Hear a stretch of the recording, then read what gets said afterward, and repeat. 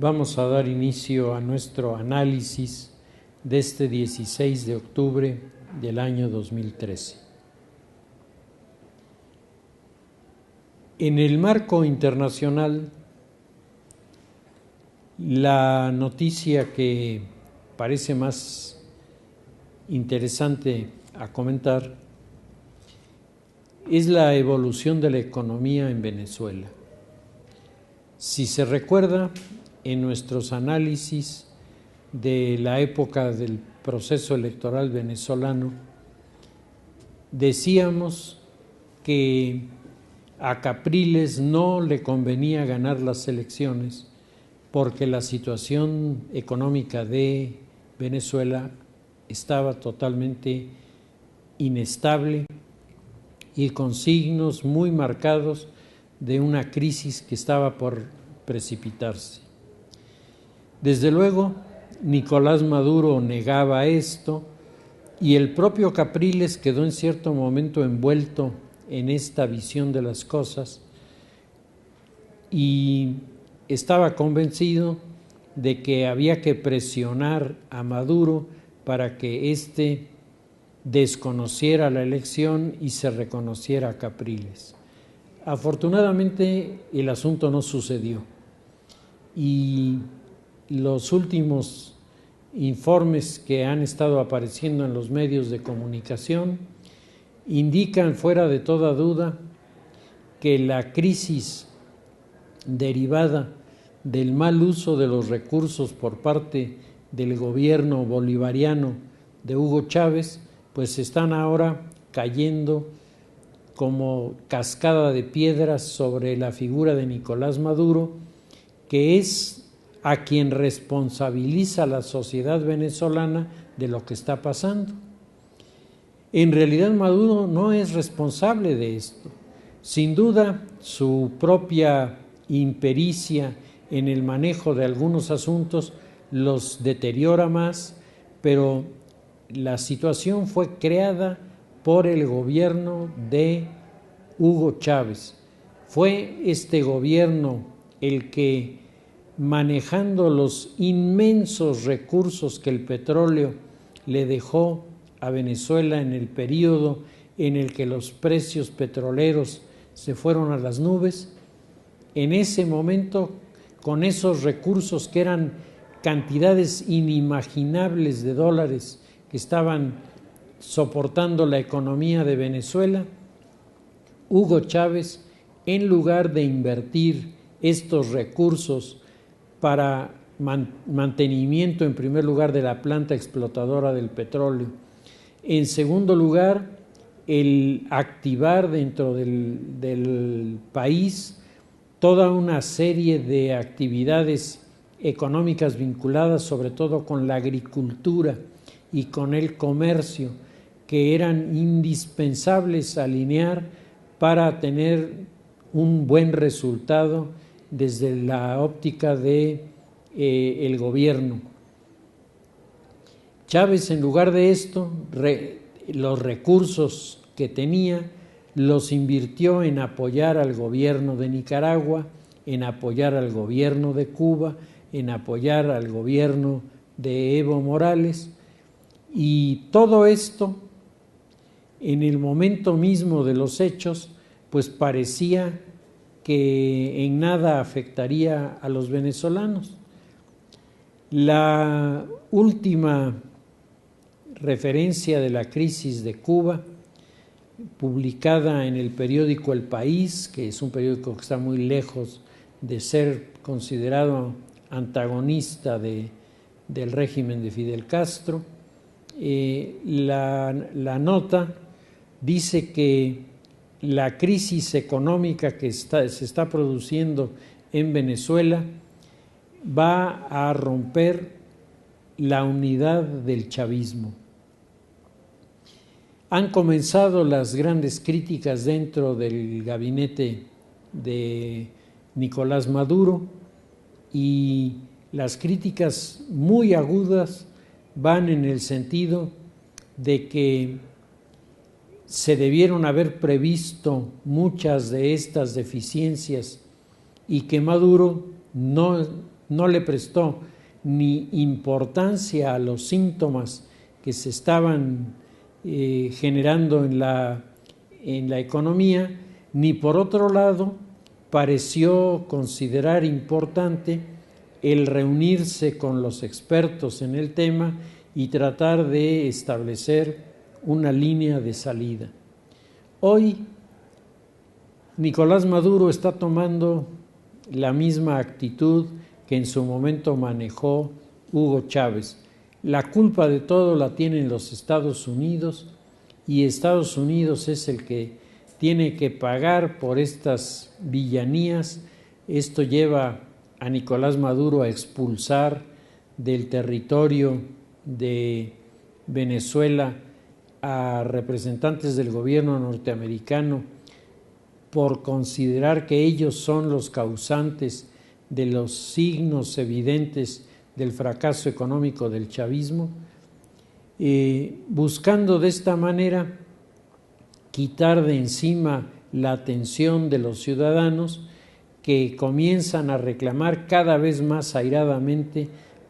sobre todo por el desabasto que se está generando en Venezuela, desabasto que se pudo haber evitado de haber tenido una actitud precautoria, de haberse anticipado a los acontecimientos. El presidente Maduro se ha visto confrontado desde el interior de su partido por diferentes personalidades que le reclaman lo que en los meses anteriores estaba reclamando el grupo de Capriles. Le reclaman el desajuste de los precios, el que se está generando una inflación que el gobierno no hace nada para controlar, que la especulación comienza a dar paso al crecimiento del mercado negro y todas estas que son señales inequívocas de que algo anda muy mal en la economía, son respondidas por Nicolás Maduro, señalando que todas y cada una de estas acciones son maquinadas, preparadas y actuadas por agentes norteamericanos. Su más grande desgracia de Nicolás Maduro es que no puede ver el escenario con los ojos de la objetividad. Siempre tiene que ponerse adelante el prisma de las ideologías y entonces lo que él dice que ve es una imagen superpuesta que no corresponde en realidad a los hechos. La economía venezolana está fuertemente dañada. Una economía así de importante dañada afecta el entorno de los países que le rodean. En este caso, afecta al equilibrio de Colombia, que es el país que de manera más frontal está recibiendo los efectos de esta situación. Por otro lado, afecta internamente a la gente más pobre. Ya habíamos comentado en más de una ocasión cuando tocábamos el tema de el bolivarismo, la figura de Hugo Chávez, las alternativas que presentaba el bolivarismo frente al intervencionismo norteamericano. Ya habíamos dicho en más de una ocasión que el gran problema de Hugo Chávez era el de no poder manejar la economía de acuerdo a los criterios económicos y querer manejar la economía de acuerdo a criterios totalmente ideológicos basados en supuestos que en el orden práctico nunca se han podido demostrar. El gobierno de Hugo Chávez tomó de las arcas venezolanas recursos notables para impulsar el crecimiento de la economía cubana con muy malos resultados. En Cuba, el régimen de Raúl Castro, que alguien ha definido como el mito del eterno retorno, porque siempre está diciendo que ya se van y al final de cuentas regresan otra vez a las posiciones de poder. El gobierno de Cuba recibió cantidades significativas de petróleo en ayuda a su desarrollo, pero Raúl Castro o no pudo o no quiso correr el riesgo de abrir las puertas al desarrollo económico y dejar que comenzara el país a vivir en medio de mejores condiciones y con principios más cercanos a la libertad. Pero esto no ha ocurrido, por el contrario. En las últimas semanas, el gobierno de Raúl Castro ha estado emitiendo órdenes de detención contra artistas, particularmente cantautores, representantes de piezas musicales cubanas, etcétera, que están siendo señalados como si fueran criminales de guerra, como si detrás de ellos vinieran las hordas a destruir Cuba, cuando lo que en realidad están produciendo estos actores, pues es el despertar de mucha gente a una realidad que hace muchos años les habían vendido como una realidad de sociedad perfecta. Hoy la sociedad cubana, como la sociedad venezolana, protesta, reclama, descalifica. Y lo que todavía hace unos años era la fortaleza número uno de estos regímenes, que era su apoyo por la juventud, hoy esto es lo que está desapareciendo. ¿Qué dirá Capriles? ¿Habrá entendido finalmente que de haber triunfado en la elección le hubieran atrapado las piernas y no lo hubieran dejado moverse, y sería culpado hoy de ser el gran traidor al país por haber generado la recesión, etcétera? Y será consciente Capriles, porque a veces nuestros políticos en todos los países de habla española parece que no oyen más que lo que les conviene, y a veces son tan selectivos en lo que oyen que no oyen cosas que les ayudarían a mejorar. Sin duda, la oposición venezolana está en este momento muy fortalecida, porque todas las cosas que dijo la oposición, todas están sucediendo. Está sucediendo el desabasto, está sucediendo el encarecimiento, está ocurriendo el abandono de las aulas de muchas de las escuelas gratuitas, porque estas ya no se pueden sostener.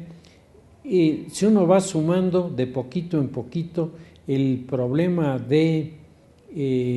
Venezuela es un problema de muy buen tamaño y es un desafío a la sociedad latinoamericana, porque, como decíamos hace un momento, si algo muy malo le pasa a la economía venezolana, pues los vecinos la van a pasar muy mal, los colombianos y los que están cerca de la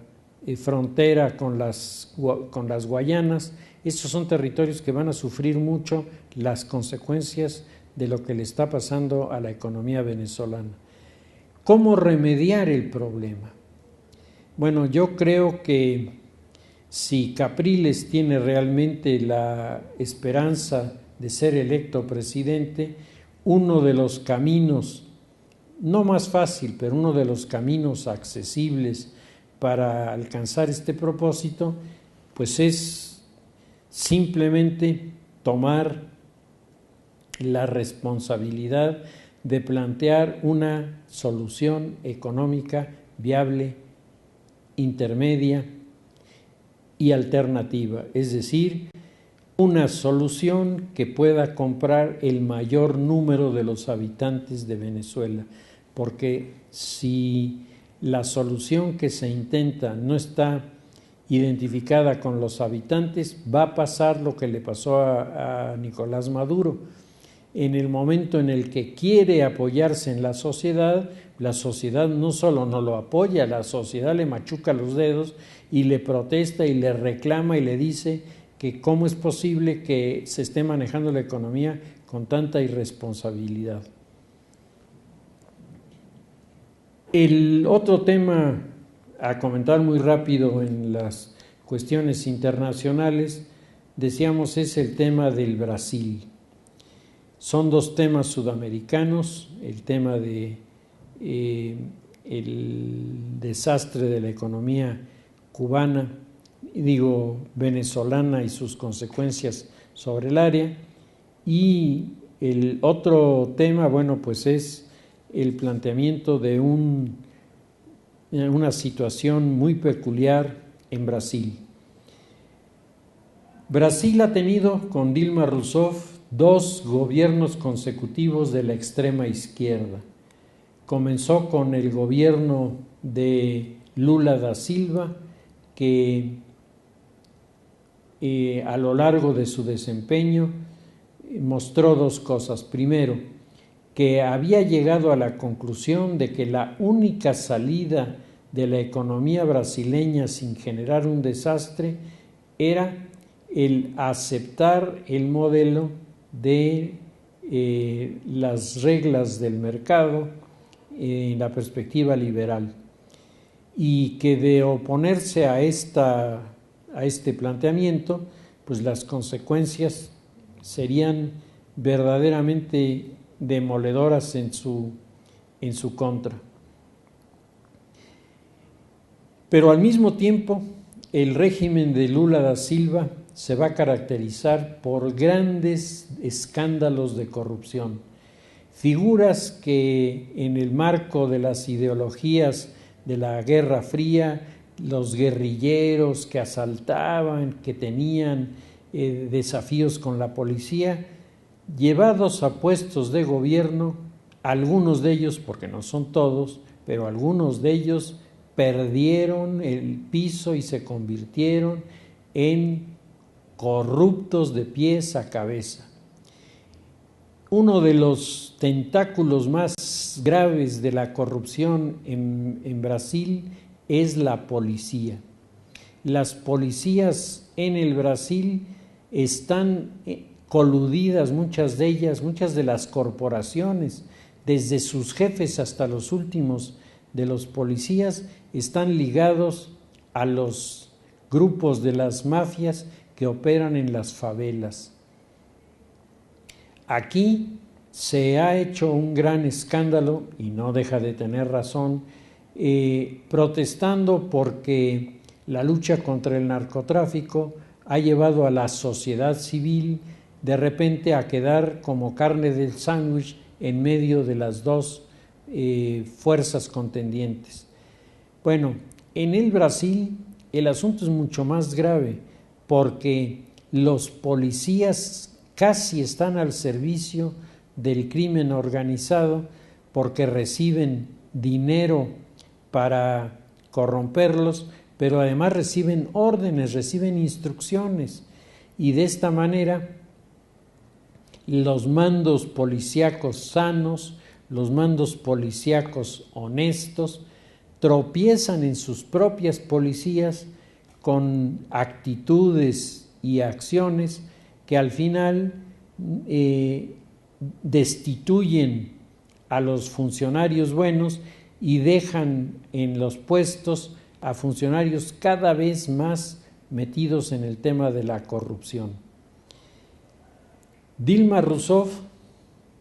ha reconocido que las manifestaciones que se han estado produciendo en el Brasil, en donde se reclama, como en todos lados, que la economía resuelva los problemas de las grandes mayorías, que se atienda desde el poder a los más necesitados, que se creen marcos de referencia para que la gente con menos recursos pueda sobrevivir en el plano educativo y no queden de desertores a la mitad de las preparatorias con todas las consecuencias que esto tiene. Bueno, pues el escenario que se está planteando en este momento para Brasil, después de la reunión celebrada ahí por representantes de los gobiernos más importantes de Latinoamérica, todo daba la impresión primero de que Dilma Rousseff iba por la reelección sin muchos problemas, y segundo, que el tema de las protestas universitarias estaba muy limitado y que en realidad no obedecía a la falta de atención ni a los estudiantes ni a los problemas que los estudiantes señalaban. Pero esto ha quedado desmentido cuando en las últimas semanas han venido a aparecer en los medios de comunicación, aquí en el periódico Reforma han aparecido notas en donde los integrantes de los grupos de oposición acusan a funcionarios del gobierno de Dilma Rousseff de estar totalmente vendidos a los grupos criminales para abrirles las puertas y para guardar siempre los expedientes en donde están los documentos más comprometedores para quienes desde la policía son infieles a los planteamientos y a sus responsabilidades de defender a la sociedad. Dilma Rousseff ha tenido una polémica con los militares, bueno, ha tenido varias, y en la última de las reclamaciones, ella acusa al ejército de haber utilizado una fuerza más allá de lo necesario en algunas de las acciones sobre los manifestantes. Si se ven las imágenes, se podrá, en primer lugar, valorar la cantidad de personas que han asistido, la mayor parte de ellos jóvenes, y en segundo lugar se puede señalar que los participantes están siempre pasando de una conducta tranquila cuando llegan, un poco movida cuando comienzan a tener elementos musicales, pero cuando llegan las arengas de protesta social, en ese momento la compostura se pierde, y ya sea porque hay, como dice el gobierno de Dilma Rousseff, penetraciones en los grupos juveniles que arrastran a los jóvenes a cometer actos de pillaje y actos de vandalismo. El hecho es que las manifestaciones en el Brasil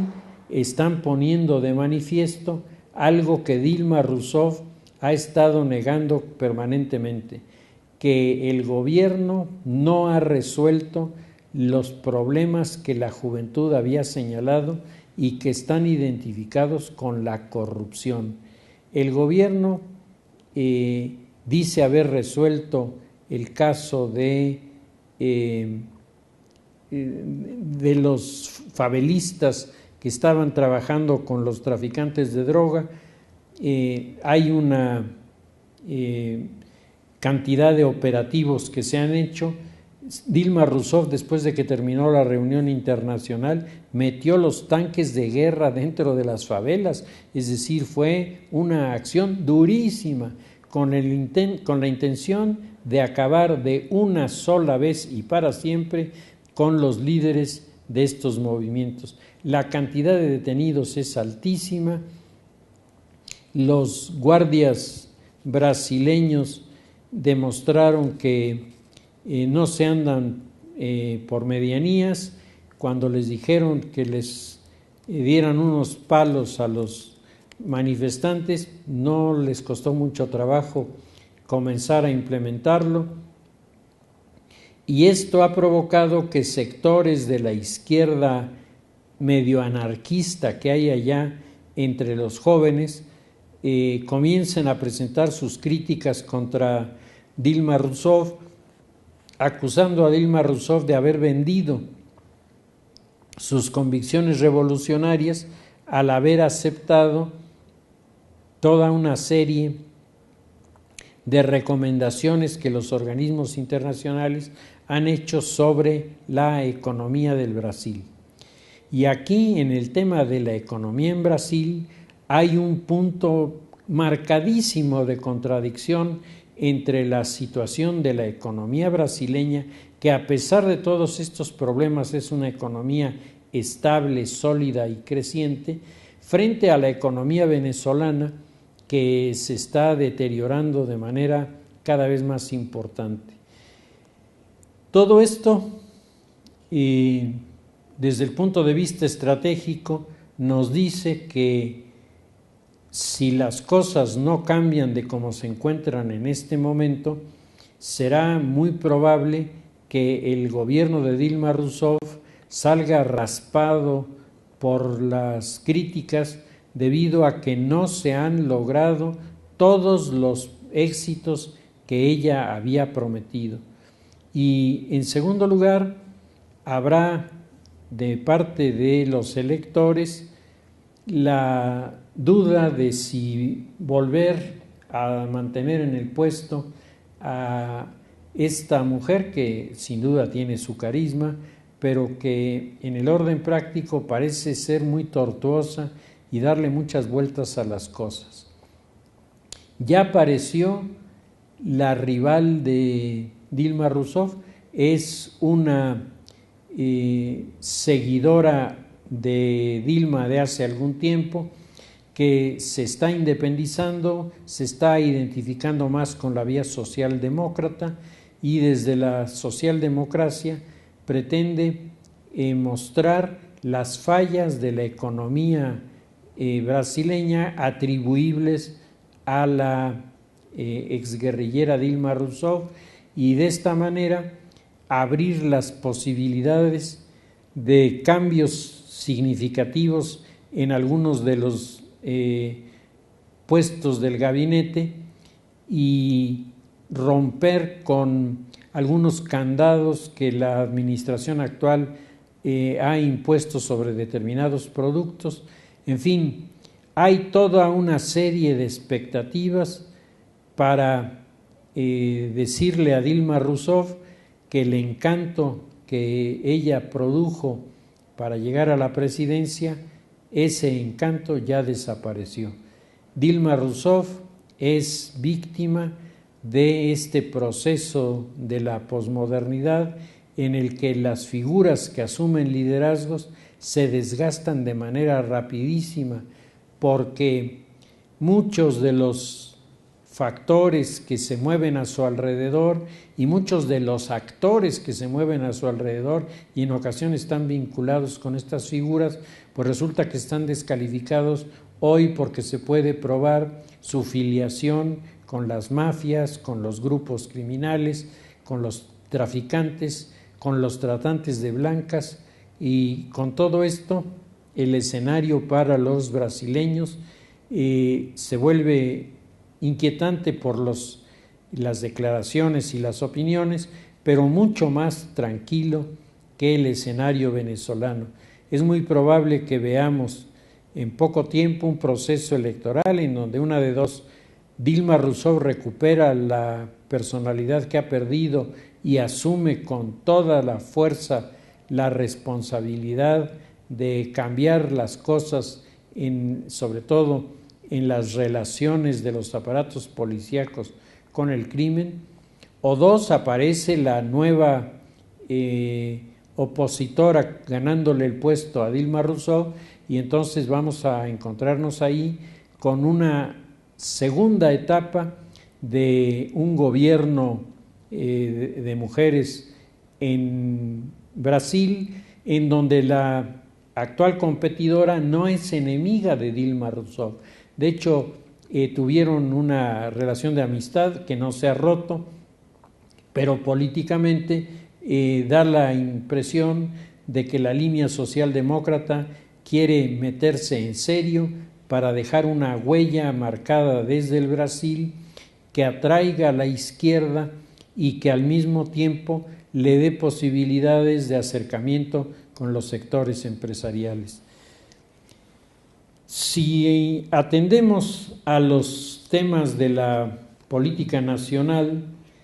sin duda el tema que sigue siendo el que ocupa la atención de los diarios es el de los maestros, que por un lado reconocen el haber recibido de parte de los dirigentes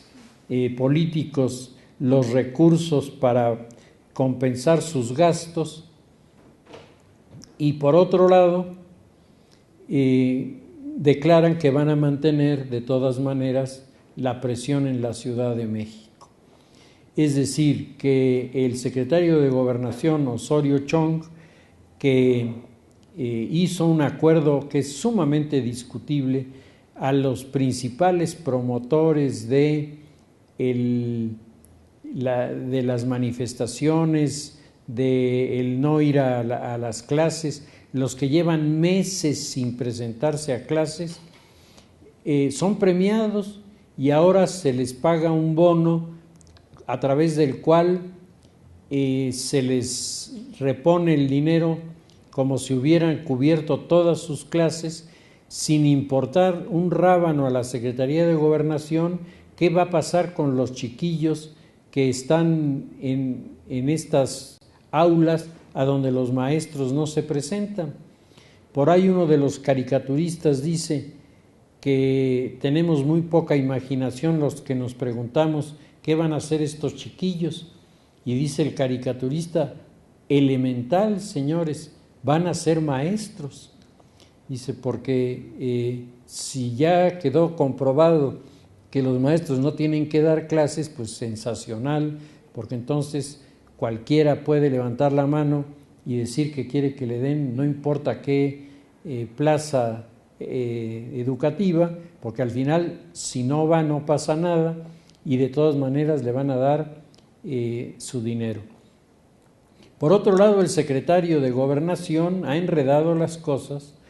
porque ha comenzado a mantener acuerdos con los otros grupos radicales que están en la oposición, el Sindicato Mexicano de Electricistas, y resulta que al Sindicato Mexicano de Electricistas, corporación que en tiempos de Felipe Calderón fue disuelta y descalificada, organización que a lo largo del tiempo, manejada por líderes corruptos, ha intentado siempre chantajear al gobierno, pues ahora encontró un secretario de Gobernación abierto a los chantajes. Y entonces, para que no quede el asunto en resoluciones menores, si ya se entró en la línea de negociación, pues entonces darle a los del sindicato una indemnización y darles una pensión vitalicia. Esto lastima a la sociedad porque hace no más de un mes la Secretaría de Gobernación puso un ultimátum a los grupos del Sindicato Mexicano de Electricistas como a los grupos de la coordinadora, diciéndoles que se fueran o se les iba a aplicar todo el peso de la ley, que incluía, entre otras cosas, no darles los salarios cuando no habían ido a clases. No solo eso, sino los que hubieran faltado más de 3 veces en forma consecutiva serían separados de sus cátedras. ¿Qué va de eso a lo que ahora acuerda Osorio Chong? Ahora resulta que,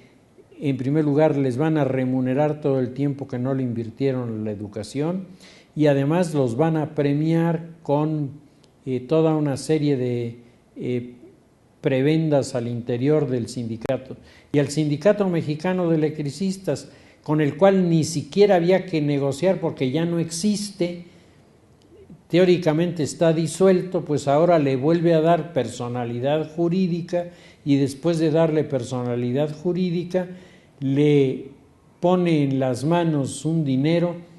que decía tiene que haber indignado a los otros miembros del sindicato que hace un mes, atendiendo a la conminación que hacía Osorio Chong en el sentido de o me obedecen o las van a pagar, pues los que obedecieron y se ajustaron a la indemnización que daba el gobierno, que era bastante menos de lo que están recibiendo ahora, pues esos ahora están castigados, es decir, los que respetan la ley, los que le hacen caso a la estrategia del gobierno, esos son castigados. Y los que destruyen la estrategia del gobierno, los que ponen en un predicamento a los organizadores del Pacto por México, esos resultan premiados. Mientras unos se fueron tranquilamente a su casa y aceptaron el arreglo para que recibieran una pensión digna en su retiro, mientras estos están resultando castigados, los que gritaron, lanzaron improperios, llevaron a cabo acciones depredadoras, esos ahora son premiados. Y el mensaje del secretario de Gobernación es malísimo. Todo aquel mexicano que no esté dispuesto a trabajar, pero esté dispuesto a participar en manifestaciones violentas, no importa a dónde esté, el gobierno le pagará sus días invertidos en la protesta y además lo compensará con una buena pensión para el retiro. Pues esto es mandar el mensaje a los grupos de línea extremista para que a partir de este momento se adueñen de la dirección de los movimientos y resulten los más favorecidos por los mismos. El escenario es un escenario inquietante. Se publicaron varios artículos en la primera semana del mes de octubre en donde se hacía referencia a la muerte de uno de los teóricos de la política más importantes de los últimos tiempos, que ha influido muchísimo en el pensamiento y en la visión estratégica de nuestros líderes universitarios, de nuestros líderes políticos. Juan J. Linz es la persona que murió. Juan J. Linz es un teórico de la política, un hombre con una visión muy amplia de los acontecimientos en diferentes países del continente americano, que fue descubierto ya hace un buen número de años por la línea de políticos alrededor de Manuel Camacho Solís. Y Manuel Camacho, incluso uno de sus libros más exitosos, allá antes de 1980, era un libro en donde estaba comentando las teorías de Juan J. Linz. Y Juan J. Linz estaba en ese momento sin referirse a México, pero estaba haciendo un diagnóstico de lo que estaba ocurriendo en varios países en donde la expectativa de la democracia iba creciendo, y Juan Linz hablaba de qué pasaría cuando en países que han rechazado mucho tiempo, muchos años, el principio de la democracia, ahora de repente se convertían en países que aceptaban la alternancia y aceptaban las reglas de las elecciones con un sentido igualitario. Juan Linz hace, decíamos, una referencia en general a la problemática, pero Juan Linz, que sobre todo es un auxiliar de estrategas, es decir, de gente que piensa en proyectos que tienen que realizarse, Juan Linz dice que en la política hay una serie de reglas que tienen que respetarse para obtener buenos resultados. En primer lugar, dice Juan Linz, lo primero que se tiene que hacer es auscultar a la sociedad para saber cuáles son los problemas que la sociedad maneja y hacer con estos problemas, a base de una serie de encuestas, hacer, digamos, una tendencia de la sociedad en sus reclamos. ¿Qué es lo que la sociedad reclama más en México? ¿Qué es lo que la sociedad reclama más en cualquiera de los países o en cualquiera de los estados, para que el proyector, el conductor de la estrategia, cuando tome decisiones, lo haga sobre datos duros que le permitan tener un poco más de seguridad en las propuestas que está haciendo? Y dice Juan Linz, el crear estas expectativas, el hacer un poco de futurología, sin duda ayuda mucho para que, sobre todo, la parte del electorado que es más pensante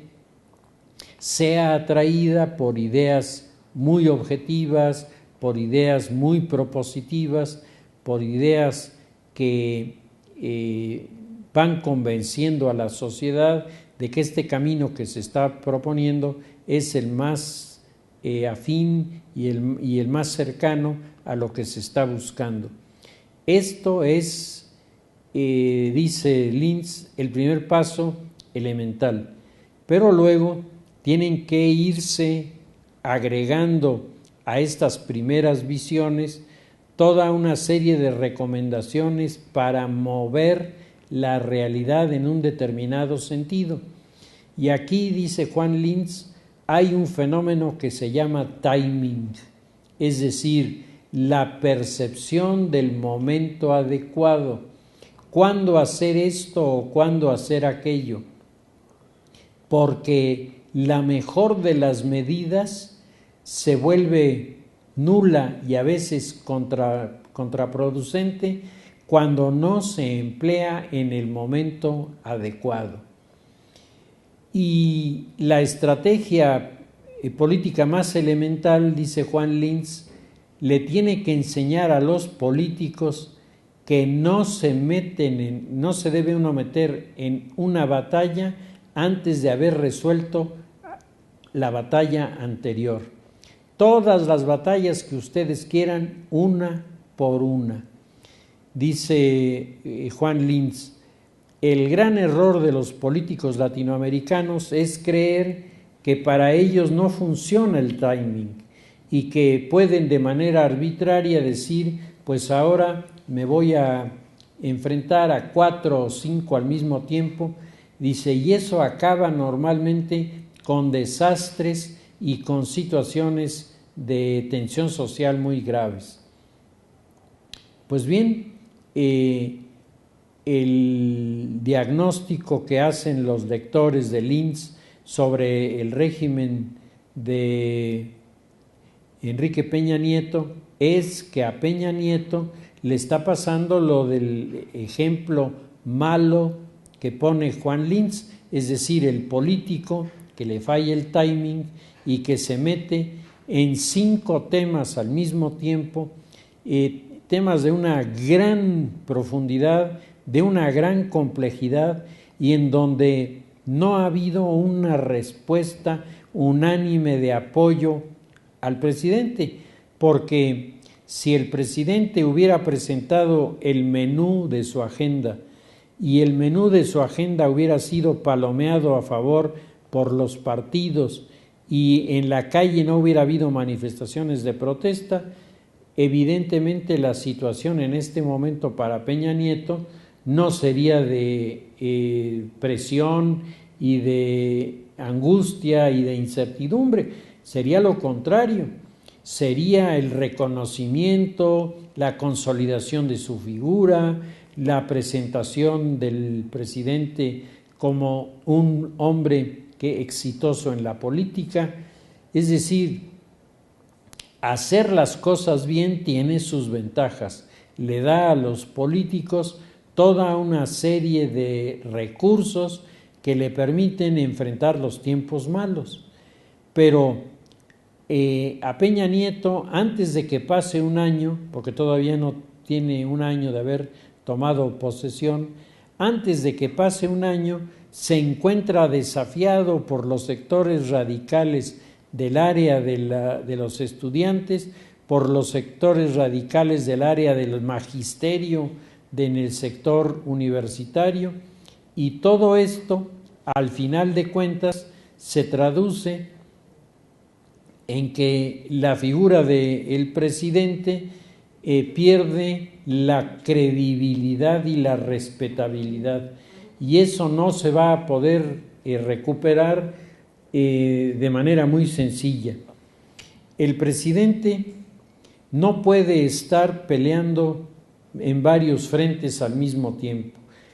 Puede haber enunciado su menú, pero tiene que en su agenda política estratégica decir, y vamos con el tema de la educación hasta terminar.